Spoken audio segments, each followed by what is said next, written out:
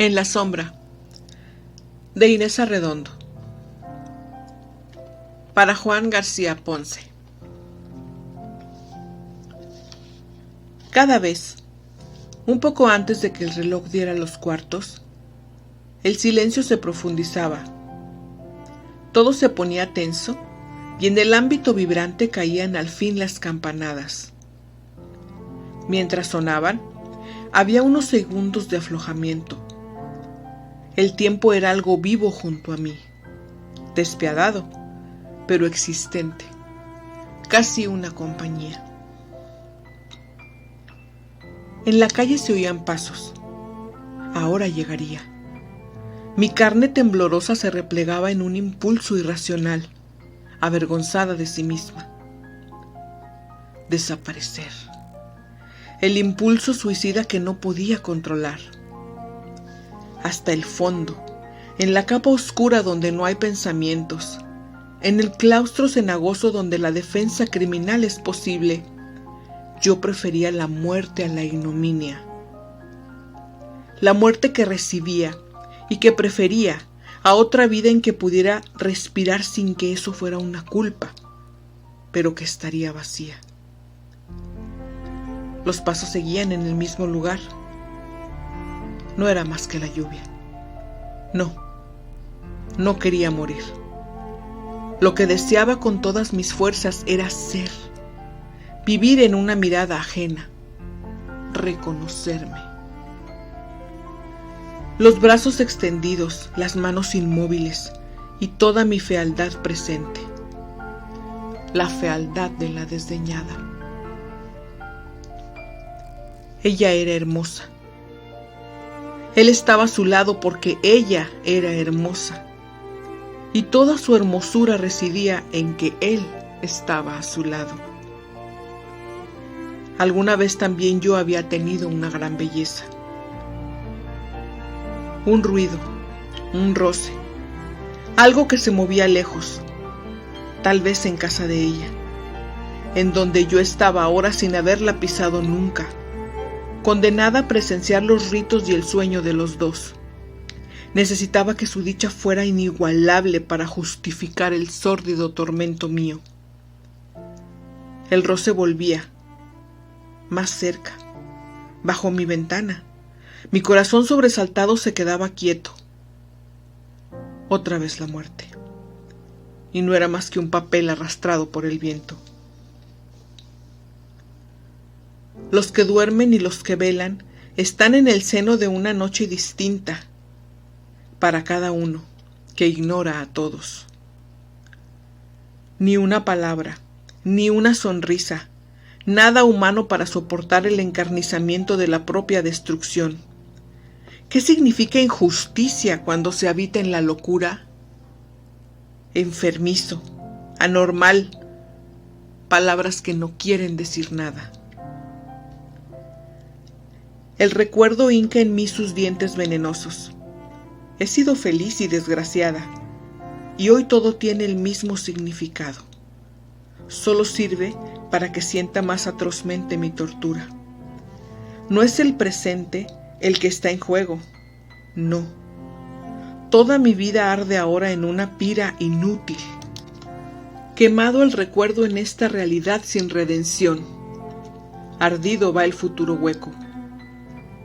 Y la imaginación los cobija a ellos, risueños, y en una plenitud de un amor que ya para siempre me es ajeno. Sin embargo, me revelo porque sé quién es ella. Ella es quien sea. El dolor no está allí. No importa quién sea ella, y si merezca o no este holocausto en que yo soy la víctima. Mi dolor está en él, en el oficiante. La soledad no es nada, un estéril o fértil estar consigo mismo. Lo monstruoso es habitar en otro y ser lanzado hacia la nada. Ya no llueve. Mi cama, suspendida en el vacío, me aísla del mundo. Caen muchas veces las campanadas. Ya no quisiera más que un poco de reposo, un sueño corto que rompa la continuidad inacabable de este tiempo que ha terminado por detenerse.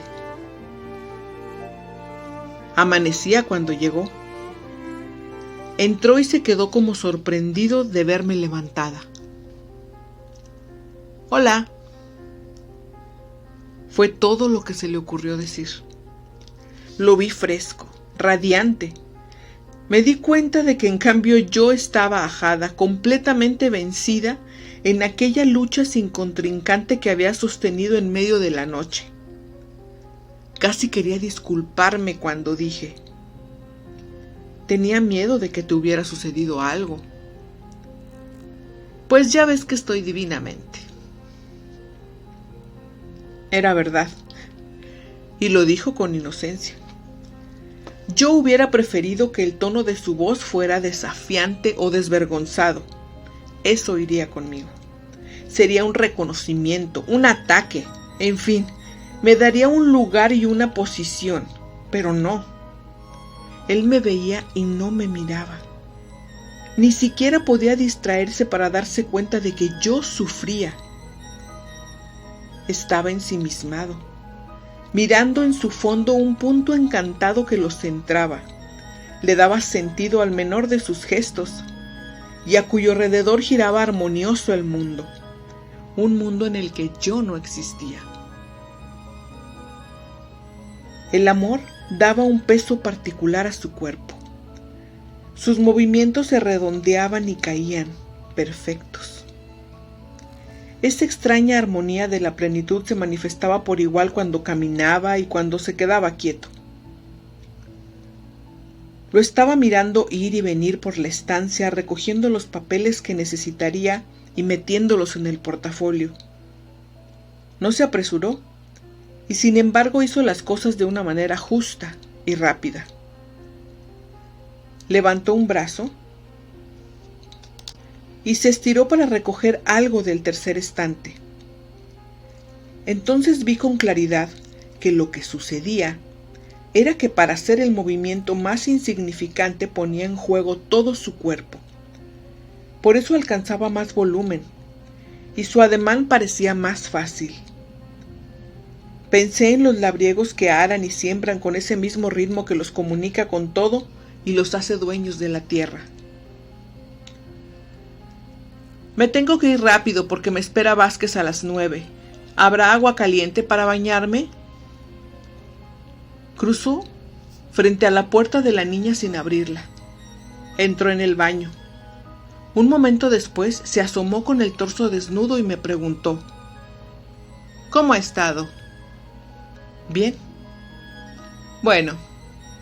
Cerró la puerta del baño y un instante después lo oí silbar. Me daba vergüenza mirarlo. Sus manos, su boca, como si estuviera sorprendiendo caricias. Pero él hablaba y comía alegremente. Yo hubiera podido mencionarla y desencadenar así algo, pero no me atrevía a hacerme esa traición. Quería que sin presiones de mi parte, él se diera cuenta de mi presencia. Mientras me siguiera viendo como a un objeto, era inútil pretender siquiera una discusión, porque mis palabras, fueran las que fueran, cambiarían de significado al llegar a sus oídos, o no tendrían ninguno. Estás muy callada. No he dormido bien. Yo no dormí nada, como viste, y sin embargo me siento más animado que nunca. Su voz onduló en una especie de sollozo henchido de júbilo, como si se le hubiera apretado la garganta al decir aquello. Sentí más que nunca mi cara cenicienta. Tuvo que aspirar aire hasta distender por completo los pulmones y las aletas de su nariz vibraron. Estaba emocionado, satisfecho de sus palabras. Dentro de un momento iría a contarle a ella esta pequeña escena. Parecía liberado. La niña, la rutina, yo, todo eso se borró. Volvió a quedarse quieto y lleno de luz, mirando hacia adentro el centro imantado de su felicidad. Pasó sobre mí los ojos para que pudiera ver su mirada radiante. Y fue precisamente en esa mirada donde vi que todo aquello era mentira. A él le hubiera gustado que se tratara de una felicidad verdadera y la actuaba con fidelidad. Pero seguramente, si no estuviera yo delante siguiendo con aguda atención todos sus gestos, no hubiera sido la mitad de dichoso. Había algo demoníaco en aquella inocencia aparente que fingía ignorar mi existencia y mi dolor. Pero le gustaba eso sin duda, y sentí, como si la viviera, la complicidad que había entre aquella mujer y él, la crueldad deliberada. Inteligentes inconscientes, pecadores sin pecado, a eso jugaban, como si fuera posible. No pasaban ni por la duda ni por el remordimiento, y por ello creían que el cielo y el infierno eran la misma cosa. ¿De qué me servía saber todo eso? Se levantó y fue al teléfono. Marcó. Semisilbaba nervioso o impaciente. Bueno, sí. No. Ahora salgo para la oficina. Muy bien. Hasta luego. Silbó un poco más fuerte. No vendré a comer. Vázquez quiere que sigamos tratando el asunto después de la junta. No contesté. Sabía que ya no tenía que fingir que creía en ninguna disculpa. Todo estaba claro. Bajé tambaleándome las escaleras, los ojos sin ver, el dolor y el zumbido en la cabeza. Cuando llegué al dintel de la calle, me enfrenté de golpe a la luz y a mi náusea. Parada en un islote que naufragaba, veía pasar la gente, apresurada, que iba a algo, a alguna parte. Pasos que resonaban sobre el pavimento. Mentes despejadas, quizás sonrisas flotantes. Ahora, a esta hora precisa, él estará. ¿Para qué pensarlo? Tengo que ir a la farmacia a comprar medicinas. Existe, sin embargo, una injusticia. Yo podría ser esa mujer, esa aventurera, o ese amor. ¿Por qué él no lo sabe? Toda mi vida deseé, pero él no lo ha comprendido. Y después de la conquista, ¿será ella también alguna sin significado como yo? El sueño de realizarse, de mirarse mirado, de imponer la propia realidad, esa realidad que sin embargo se escapa. Todos somos como ciegos persiguiendo un sueño, una intención de ser. ¿Qué piensa sobre sus relaciones con los demás? Con esa misma mujer con la que ahora yace, intentando una vez más la expresión austera, perfecta. Es posible que ahora, en este minuto mismo, la haya encontrado. Entonces, no, haber sido esa, la necesaria, la insustituible. Un gusano inmolado, no he sido otra cosa, sin secreto, ni fuerza. Una niña, como él me dijo el primer día, jugando al amor, ambicionando la carne, la prostitución, como en este momento. No yo la única, sino una como todas, menos que nadie. Serían las 4 de la tarde. El parque tenía un aspecto insólito. Las nubes completamente plateadas en el cielo profundamente azul y el aire del invierno. No era un día nublado, pero el sol estaba oculto tras unas nubes que resplandecían, y la luz tamizada que salía de ellas ponía en las hojas de los plátanos un destello increíblemente helado.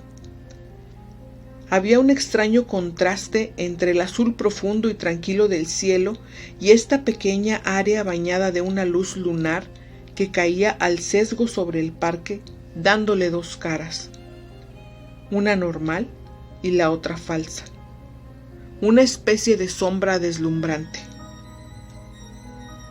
Me senté en una banca y miré cómo las ramas, al ser movidas por las ráfagas, presentaban intermitentemente un lado y luego otro de sus hojas, a la inquietante luz que las hacía ver como brillantes joyas fantasmales.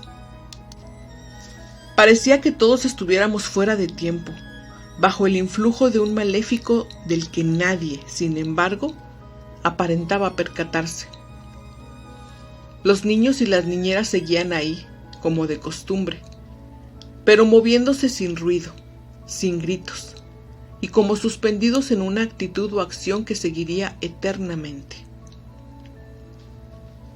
Sentí que me miraban y con disimulo volví la cabeza hacia donde me pareció que venía el llamado. Los 3 pares de ojos bajaron los párpados, pero supe que eran ellos los que me habían estado mirando y continuaban haciéndolo a través de sus párpados entornados. 3 pepenadores singulares, una rara mezcla de abandono y refinamiento.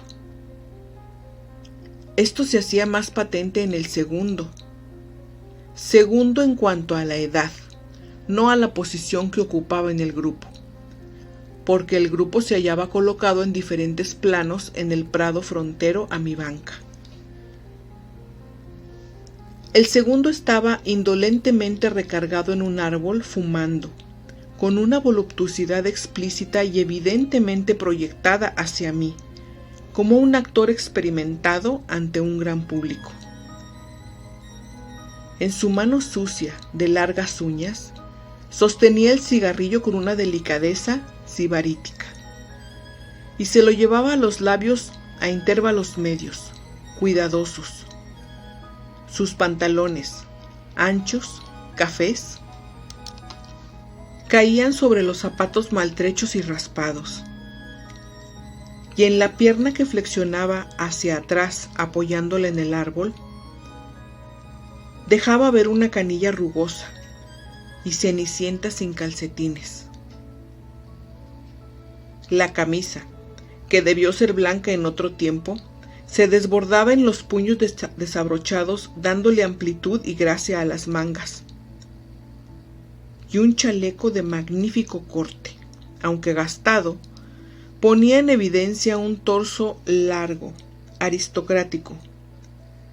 Pero todo esto no hacía más que dar marco y valor a la cabeza huesuda y magra, de piel amarillenta, reseca, en la que cuadraban perfectamente la perilla rala de mandarín y los ojos oblicuos y huidizos, sombreados por largas pestañas. Nunca me miró abiertamente. El mendigo más viejo estaba a unos pasos de él, sentado en cuclillas, escarbando en un saco mugriento con sus manos grasosas.